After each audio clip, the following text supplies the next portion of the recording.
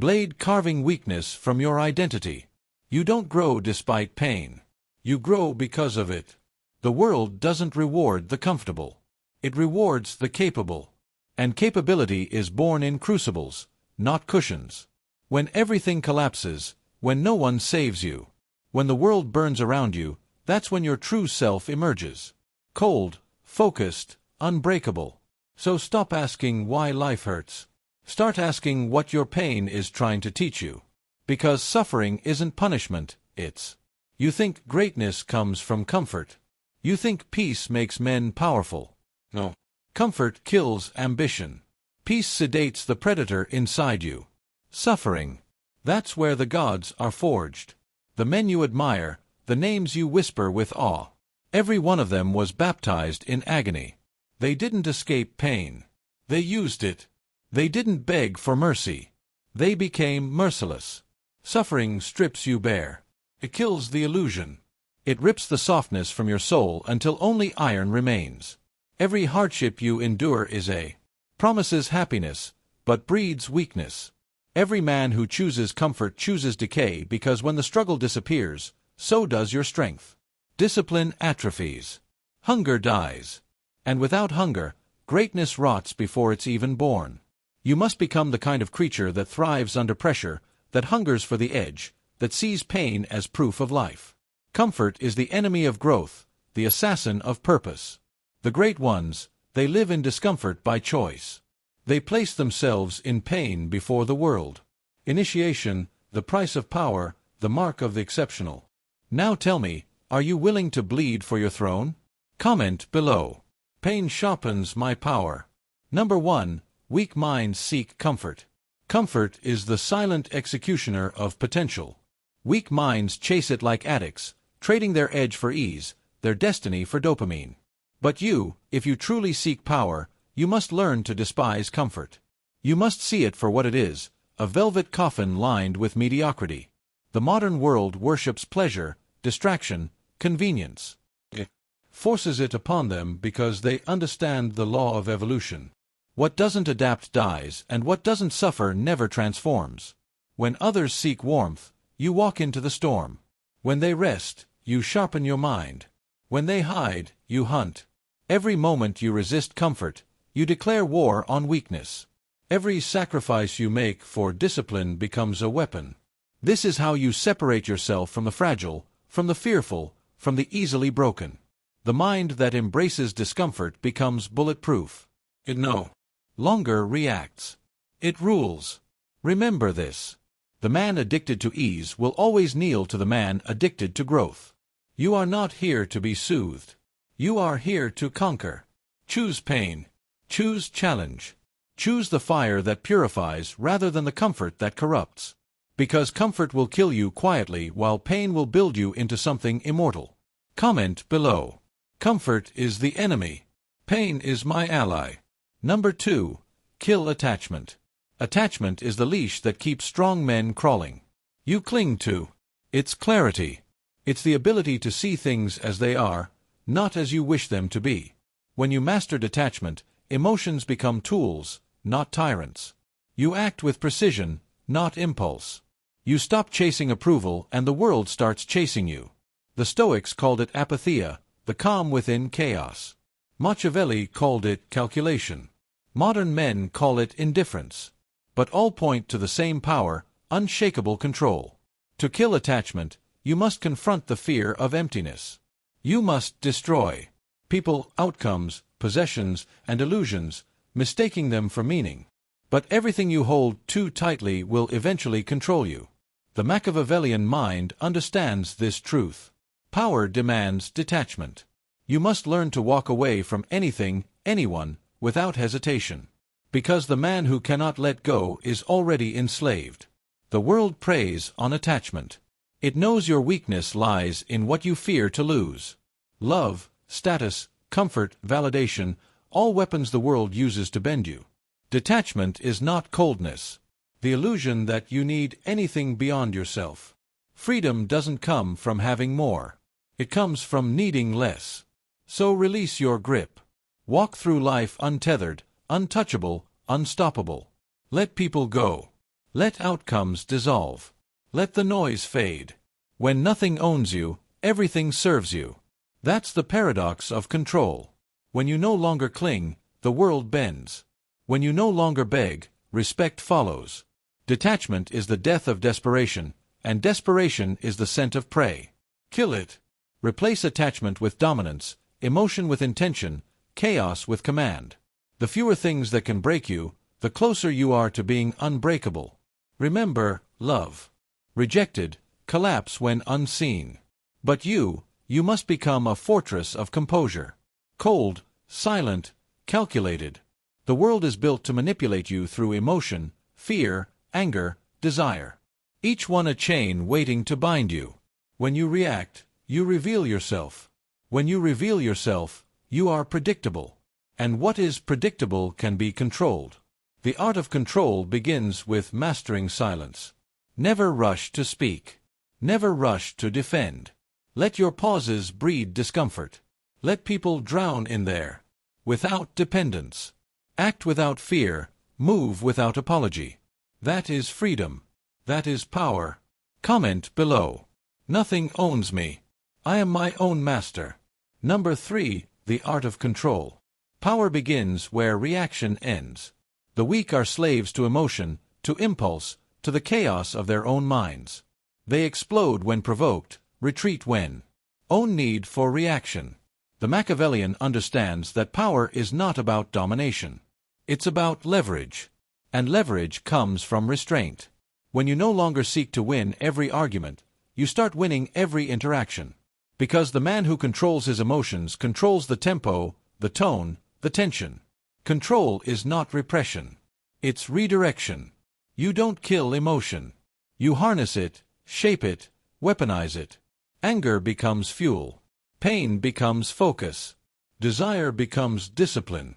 You turn every feeling into function, every weakness into a form of strength. The more chaotic the world becomes, the calmer you must remain. Your calm is a weapon. It unsettles the impulsive, disarms the arrogant, and commands respect without a word. The man who cannot be provoked owns the room. He doesn't need validation. His stillness speaks louder than their noise. Learn to read others while remaining unread. Learn to respond like a strategist, not a slave. Your words should cut like blades, few, precise, final. The one who controls the frame controls reality. Never let your emotions dictate your decisions. Let your vision dictate your emotions. People follow composure because they crave stability. In a world addicted to chaos, be that stability. Be the unmoved mover. When they shout, you whisper. When they panic, you calculate. When they doubt, you act. Control isn't about appearing strong. It's about being untouchable. And the untouchable man doesn't fight for power. He embodies it. Remember this law. The man who rules himself rules everything.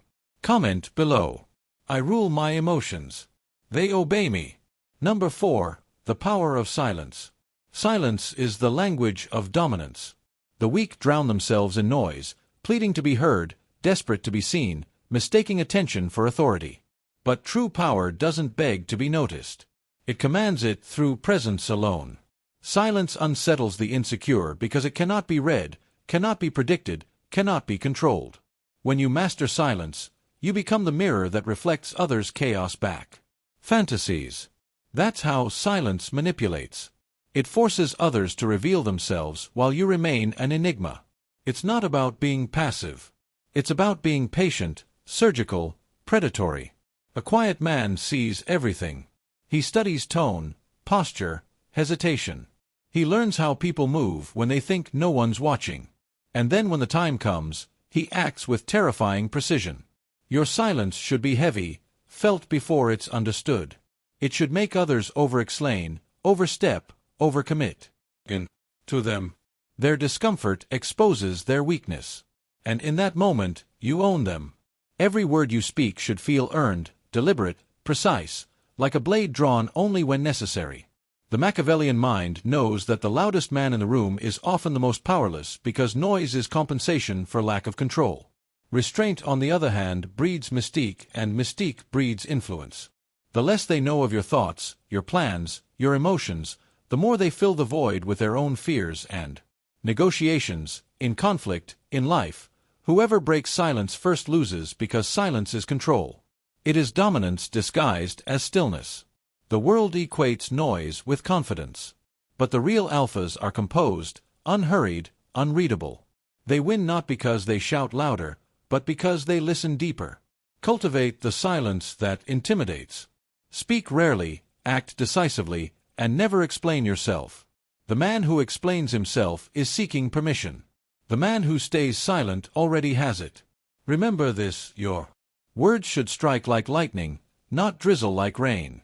Let them wait in your silence, wonder in your presence, and tremble in your calm. Power doesn't announce itself. It arrives. Silent and absolute. Comment below. My silence speaks louder than their noise. Number 5. The discipline of chaos. Chaos exposes the truth of men. When order collapses, masks fall and the weak reveal themselves, screaming, scrambling, begging for structure. But the exceptional man does not fear disorder. He feeds on it. He stands still while the world fractures, calm as a blade waiting to be drawn. This is the discipline of chaos. The art of remaining composed when everything around you burns. Anyone can act disciplined in peace. It takes a predator to remain disciplined in war. The Machiavellian mind understands that chaos is opportunity disguised as disaster. When others freeze, you move. When they despair, you calculate. You don't resist the storm. You become the storm center, unmoved, unshaken. Every crisis you face is a mirror reflecting whether your control is real or rehearsed. Discipline isn't about routine. It's about response. It's the ability to act with precision when emotion demands reaction. The man who can command himself in chaos commands the outcome. You don't prepare for the easy days. You train for the ambush, for the betrayal, for the moment when everyone else folds. That's when your discipline becomes your armor. While others crumble from uncertainty, you bend reality through sheer composure. You plan 3 moves ahead while they drown in panic. You use their noise as cover, their confusion as camouflage. That is the Machiavellian advantage. Calm calculation in chaos. But understand this: discipline is not sterile. It's savage. It's not about being robotic. It's about being relentless. You wake up when you're tired. You move when you're uninspired. You execute when every part of you wants to quit. You force your mind to obey your command until chaos itself begins to fear you.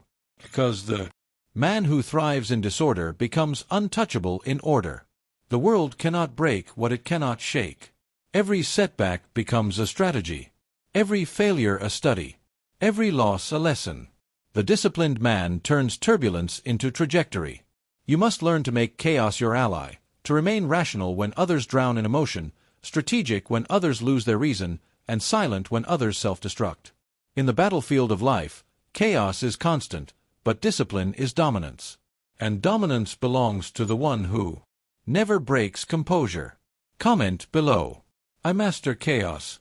It obeys my discipline. Number 6. The law of scarcity. Power multiplies when you make yourself scarce. The world worships what it cannot have and ignores what it sees too often. Weak men crave validation. They overexpose, overshare, overextend, bleeding their value into the void, hoping someone notices. But the Machiavellian understands a brutal truth. Attention is currency, and the rarest man is the richest. Scarcity creates mystique. Mystique creates intrigue, and intrigue commands respect. You must discipline your availability. Speak less, appear less, offer less. The more the world sees you, the less it values you. Be present rarely, but when you appear, dominate the moment. Every action, every word, every silence must feel intentional, as if the universe bends slightly to accommodate your presence. The man who withholds himself controls perception. The one who floods the world with his presence becomes invisible through excess. You are not meant to be accessible. You are meant to be unforgettable. Your power lies not in constant exposure, but in deliberate absence. Let people wonder what you're building when you disappear. Let them feel the void when you go silent. When you return, do so with weight, with growth, with precision, with mastery that makes them question what you've become. This is how empires build legends. Not through noise, but through absence that echoes. The rare man carries an energy that others chase but never touch. He never competes for attention because attention competes for him. Practice scarcity in your speech, your emotions, your presence, your indulgences. Give the world just enough to crave more, but never enough to consume you. Even your kindness should be measured. Too much warmth breeds familiarity, and familiarity breeds contempt. The cold truth is that distance creates demand. The less they know, the more they speculate. The less you give, the more they desire. Your time, your focus, your energy, guard them as a king guards his crown. Because when everyone can reach you, no one respects you. And when no one can predict you, everyone fears you. Let them chase your shadow, not your schedule. Let your scarcity be your supremacy. Remember this, kings are never common. Make them earn your presence and they'll never forget it. Comment below. My value grows in my absence. Number 7. The alchemy of pain. Pain is the forge of kings.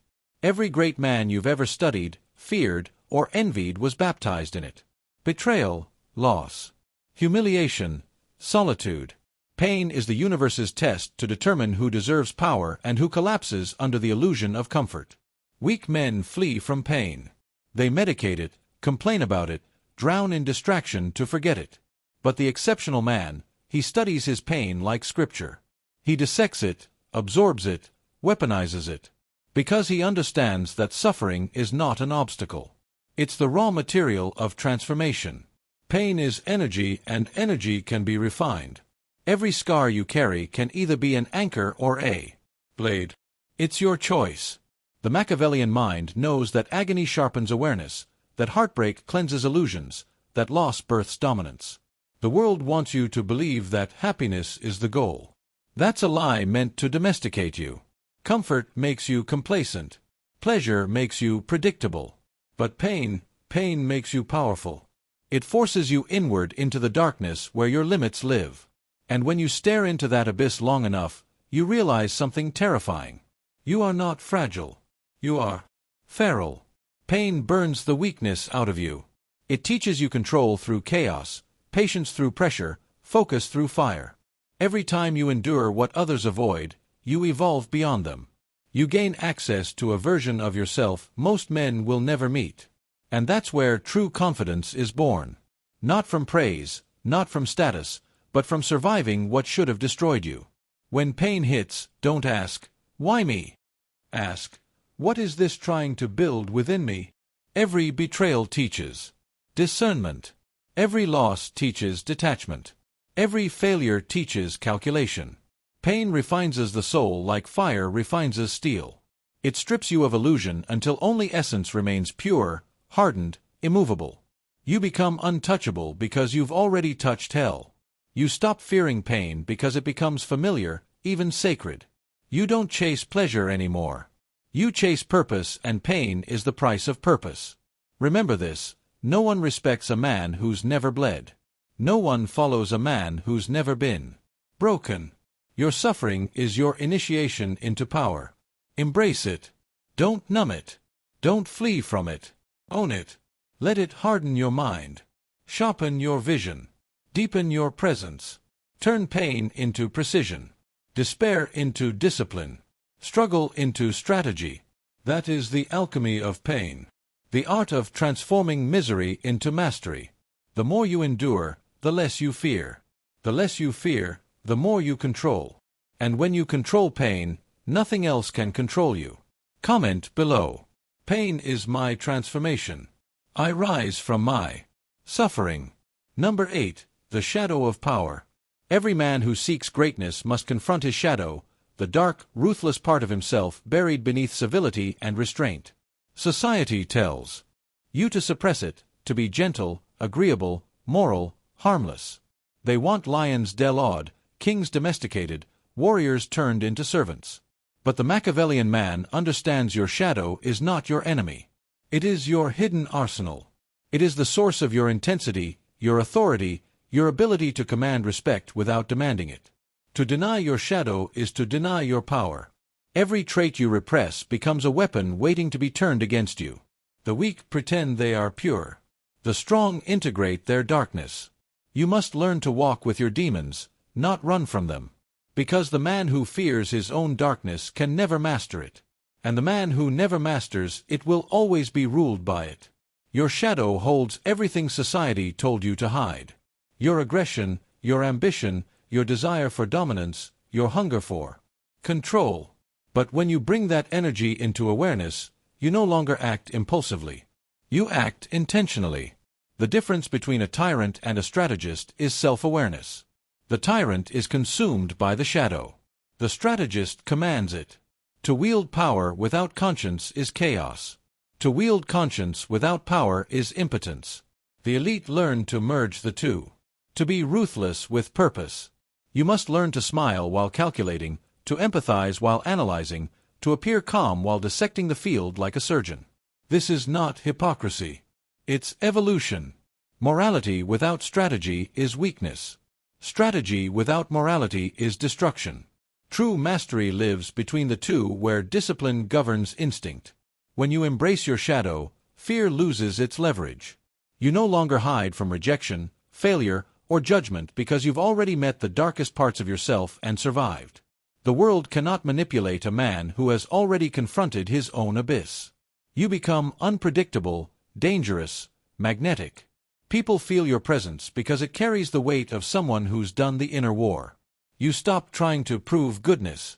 You start demonstrating power through composure. You no longer seek approval because you've earned your own respect. The man who integrates his shadow becomes whole. And wholeness is terrifying to the fragmented. Most men will never face themselves. They'll project their darkness onto others, forever running from what they could become. But you walk straight into it, unflinching. You take your darkness by the throat and command it to serve you. You turn your envy into ambition, your rage into focus, your lust into creative fire. You weaponize every forbidden emotion until nothing within you is wasted. That is the ultimate Machiavellian principle, total control of the self. To lead others, you must first conquer the war within. And when you do, you'll radiate a power that others can sense but not define. It's not arrogance. It's not cruelty. It's sovereignty. You have merged light and dark into a singular force. Calm, lethal, inevitable. That is the essence of dominion. Never forget, to master your shadow is to master your destiny. The world fears darkness because it has no control over it. You must not fear it. You must become it, disciplined and deliberate. Beauty fused with brutality. Because only the man who embraces his shadow can stand in the light without trembling. Comment below. I master my darkness. It obeys my command. Number 9. The Empire of Self. The final empire to conquer is the one within. Before you rule nations, you must rule your impulses. Before you command armies, you must command your thoughts. Every act of external power begins with internal sovereignty. The weak live as servants to their urges, distracted, emotional, unfocused. They mistake activity for purpose, validation for meaning, indulgence for freedom. But you, if you truly seek greatness, must become a one-man empire, self-governed, self-disciplined, self-contained.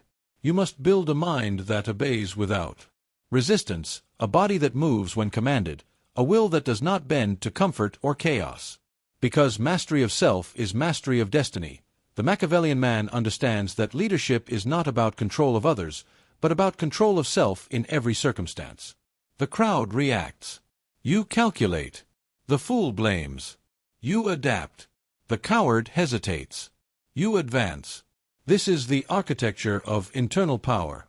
Discipline as law. Focus as currency. Solitude as strength. You must treat yourself as both the ruler and the ruled. Your emotions are your subjects. Your fears are your enemies. Your desires your potential soldiers waiting for command. Most men will never build this empire. They will remain colonies of impulse, governed by pleasure, ruled by fear, toppled by weakness. But you will construct a throne within your own mind. Every morning you rise with discipline. You expand your territory. Every distraction resisted is another fortress built. Every emotion mastered is another rebellion crushed. You are your own kingdom. And every choice is either conquest or collapse. The modern world wants your attention, your energy, your soul. It wants you addicted, reactive, predictable, easy to control. But a man who rules himself cannot be ruled by anyone else. His composure is his crown, his solitude, his sanctuary, his purpose, his army. You must protect your empire through isolation and reflection. Solitude is not loneliness. It is strategy. It's where you audit your weaknesses, sharpen your weapons, and plan your next move. While the rest of the world drowns in noise, the empire of self is sustained not by comfort, but by command. You must learn to delay gratification, to sit in silence when others beg for distraction, to stay consistent when others surrender. The Machiavellian mind does not chase pleasure. It engineers meaning. It does not seek peace, it enforces it. When your inner world becomes orderly, the external world bends to it. People sense a man who rules himself. They feel his presence, his control, his composure. They may not understand it, but they instinctively yield to it. This is power in its purest form. Control without force, leadership without demand, dominance without display. You must carry yourself like a sovereign entity, independent of approval, immune to insult, impervious to failure. Because even if everything is taken from you, status, wealth, love, if you still possess yourself, you have lost nothing. True wealth is internal control. True freedom is self-command. The empire of self is eternal because it does not depend on circumstance. It depends on consciousness. Build it brick by brick through discipline, patience, and self-respect. Defend it with silence, solitude, and strategy. Expand it through mastery, purpose, and power. And never surrender it to anything external. No woman, no system, no emotion, no God but your own will. The man who builds this empire becomes untouchable.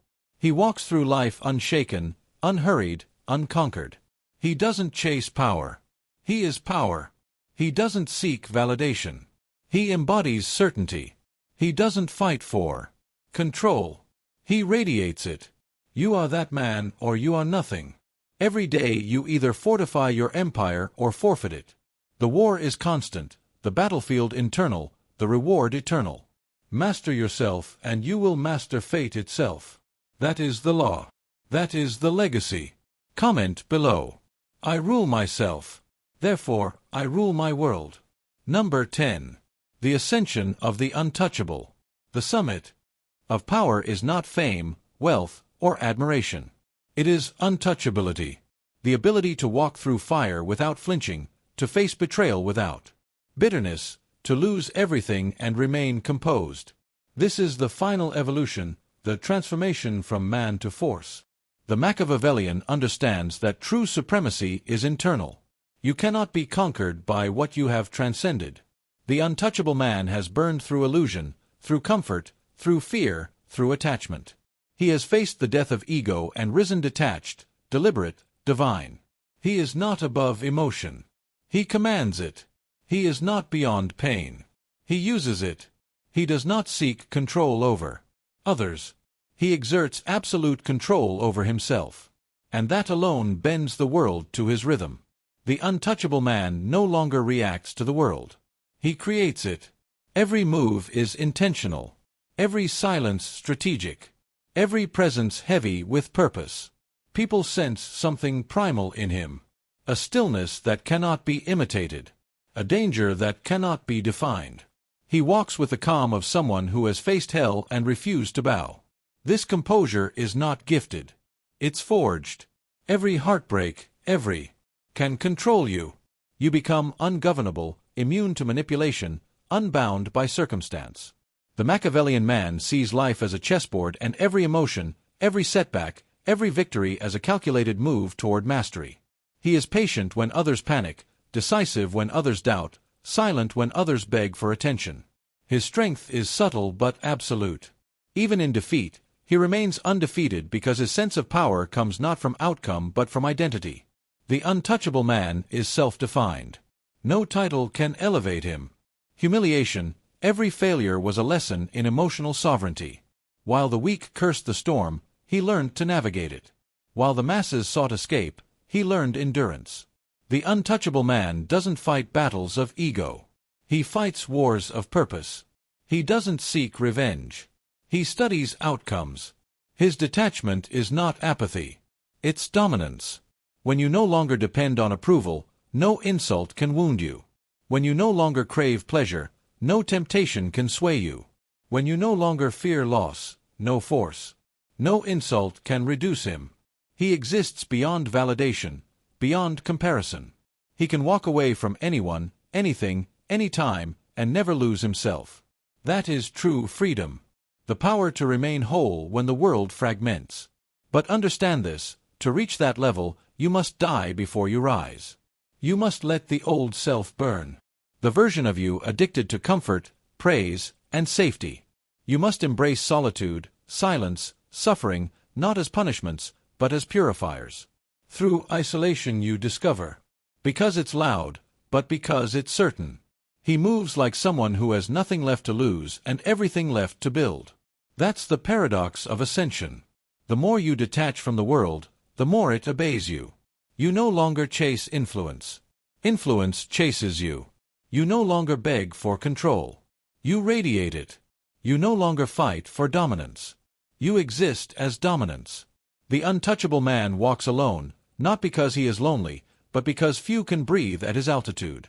He has independence. Through struggle you awaken discipline.